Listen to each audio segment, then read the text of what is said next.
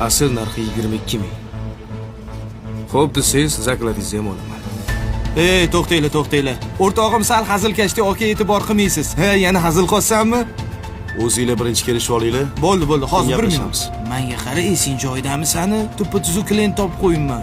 Sotib o'rmaysanmi? O'zing-ku kecha yalinib kelgan yaxshi narxga sotib berganda. O'rtoq, men o'z qo'llarim bilan olib keldim mashinani, to'g'ri. Sotib ber degan ham men. Lekin aybini yetib sotish kerak emasmi? Menga qara, ko'rinib turibdi, instans bo'layotgani. Mashinani tushunmaydi, foydalanish kerak. Buni haqqichi? Og'ayni, mashina bozor deb qo'yibdi buni. Sotilsa bo'ldi emasmi? Shunaqa degan.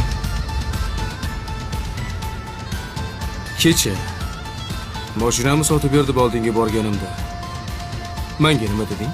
Tak, bo'ldi o'rtoq. Bugun emas, ertaga bir obeddan keyin mashina bozorga olib chiqib sotib yoramiz. Mashina bozorga ertalabdan olib chiqqan yaxshi emasmi?